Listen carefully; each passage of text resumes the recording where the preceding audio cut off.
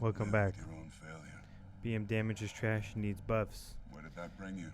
Worth 4th lowest DPS in Castle Nathria. Back to me. Now I see all that. I really do. But I'm here to tell you, it's not the end of the world for BM Hunter, and we're actually stronger than we've ever been, and we just got some 2 big buffs that I want to update you on. Let me get right into it then. First things first, I'm 214, which is not the easiest item level to get to, but definitely possible. I got some lucky upgrades since my last video, like this bow right here, my 235 cape, some nice helmets, and some nice gloves. Those are from my vaults for the last few weeks. On top of that, I'm rocking Memory of Past Sins, the Unnerva trinket, and still some Stone Legion heraldry. The biggest change for our DPS, I would say, is that we are now using a new single target rotation, in raids at least. Bloodshed. Bloodshed has now become, based off sims alone, the best single target ability on this level 50 column for us. And I will show you why once I get into the DPS rotation, but I want you to know that's the big change. I have a sim right here of my DPS that I'm going to pull up, and I'll show you right there. This is with that same build that I just linked, minus, the binding shot. But the 2 differences now are the Bloodshed and this new the new Soulbind ability, Naya Tool's Burrs, has really shot up our DPS. And you can see right here, those burrs are accounting for 4% of our DPS now. And while Bloodshed isn't counting for that much of our DPS breakdown, out of all the 3 different talents I've been trying and seeing through like Warcraft logs and what other BM hunters are doing at the highest level, Bloodshed or Aspect of the Beast is still the most viable option. But I'm really enjoying Bloodshed because it's just another activatable in this class that doesn't really have that many buttons. And it actually has some really nice lineups. For example, on Sludge Fist that I just did the other night, I had a really great time with the Bloodshed talent because every single pillar I had it, and I was able to pump huge DPS. And I'll show you my parse in just a little bit. Well, actually, I'll show it now just so you can get an idea of like how I've been performing in raid. This is me right here with my cow. Oh, I went cow also for no reason other than I just like the model more, and orc is still better, but this is what I've been running with. I actually had a 90% parse on Heroic Sludge Fist, running that same talent build that I just told you about with the Bloodshed. This is it right here, 89%. As of today, it's 89. Maybe a few days ago it was 90.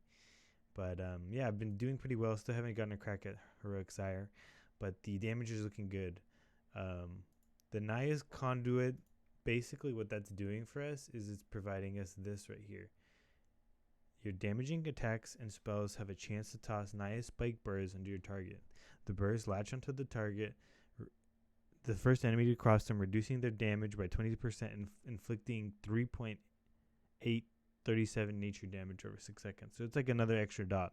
And as you saw in that sim, it actually accounts for a lot of damage. And the reason why it's important is I think I've been highlighting for a long time this bloodletting conduit and saying how strong it is and vital to my success. And it's true. It does do a lot for me. But the things that I've noticed is that this activatable right here is much more beneficial than the damage bonus from this combined with this. So it may be in a PvP setting this has some viability, but overall I've been running with this for the most part, single target and AoE, and I've been really enjoying it. Because of the place where my haste is and my crit, 24-22, I'm not itching for as many barb shots anymore. I tend to have it with 100% uptime regardless of the bloodletting conduit.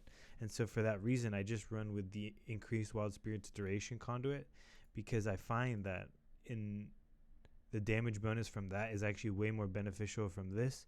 And especially because I don't need to be keeping my my barb shot as much because I have the haste and the crit now that keep it up a little more.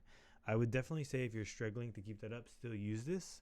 But if this is an option, you can always put this potency conduit up here and say goodbye to Wild Spirits.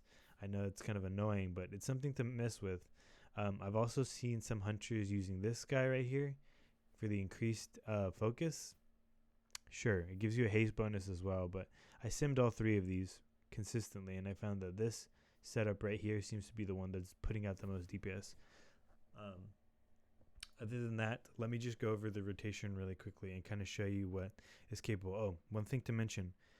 We're using the Ferocity Pets only now. Because of this Leech bonus, coupled with the Wild Spirits Mastery bonus, the survivability that was provided by using the Spirit Beast is no longer as beneficial as it was to have the DPS leech heal from the ferocity pet combined with that wild spirits.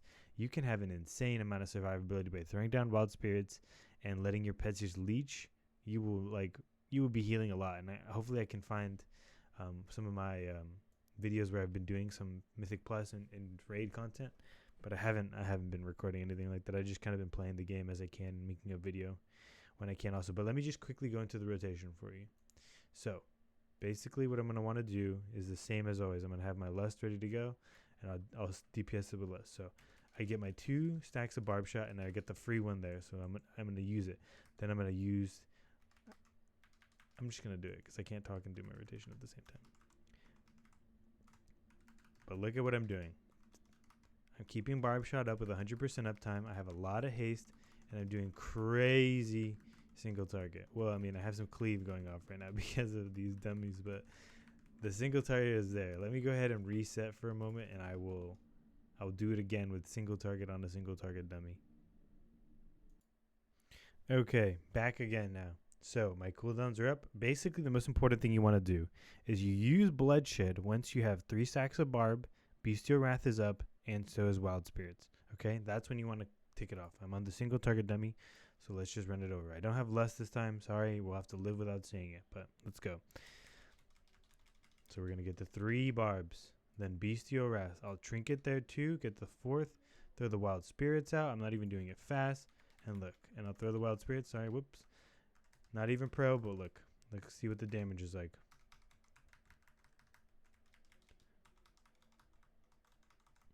Boom. We actually wreck now. 5.3. This is no food buff, no flask, no lust, no pot. And you best believe 90% of the time that's what I'm doing. And so basically at that point, it's back to the similar. Once you get your cooldowns, use them again. Bloodshed ends up being used on CD as it has only a minute cooldown. And you will try to line it up as best as you can with Bestial Wrath.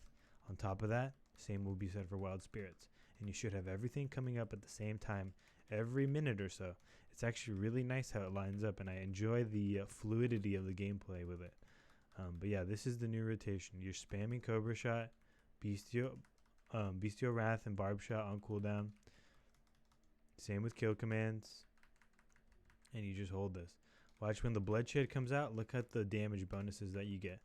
So we were at 4k there. Now once I got bloodshed out, it's very slowly going to increase.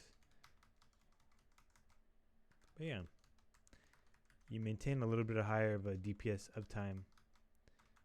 And it's more engaging, I would say. You can still always go back to that same talent over here. Don't be afraid to keep using this. It's very, very good, and it shouldn't be underplayed. This, not so much. We've tried it too many times. It doesn't work. But that is my new setup. The fight where I think this works the most, though, is on Sludge Fist, as you need that DPS window, and you always will have this up for each of those pillars. On that Sludge Fist fight, let me see if I can get that parse again. I'll show you just really quickly as an example. I was doing 5.4 single target throughout that whole fight. And there was 2 other marksman hunters that were very geared in there. Granted, they didn't parse as well, but they were 214s if I'm not mistaken. So our viability by comparison is there. Okay, so here's the item levels. This guy was 212, close. And then the other guy was 209. So not exactly as high as me, but still. The damage I was pulling off by comparison is nothing to be gawked at. 5.4k. The only meta classes that beat me were Fire Mage and Aflock. And an Unholy DK didn't beat me. A Marksman, a Boomy, a Shadow. Like don't look at these sims and say, oh, BM is trash. Every class is trash if you don't know how to play it. Okay? But when you know how to maximize your damaging abilities and rotation in the most cohesive combination, you're going to parse better. Your DPS is always going to be better. Are we going to be in the same ballpark as a 6.4k single target Aflock? No. Not even with the item level, we're going to match that. But we're still going to put out hella damage, and we're going to put in that work. And remember, these sims matter for the top percentage of players in the world. Not for players like you and me who raid with our guilds and raid in pugs. You can do anything. Don't let anyone tell you can't play a spec. It's viable. We do the damage.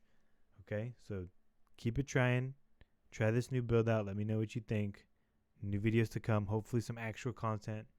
I'm thinking I'm going to post a raid leading video tonight for my guild as I raid lead us through Heroic Castle. So thanks again for watching. Hopefully you enjoyed this update. Peace out.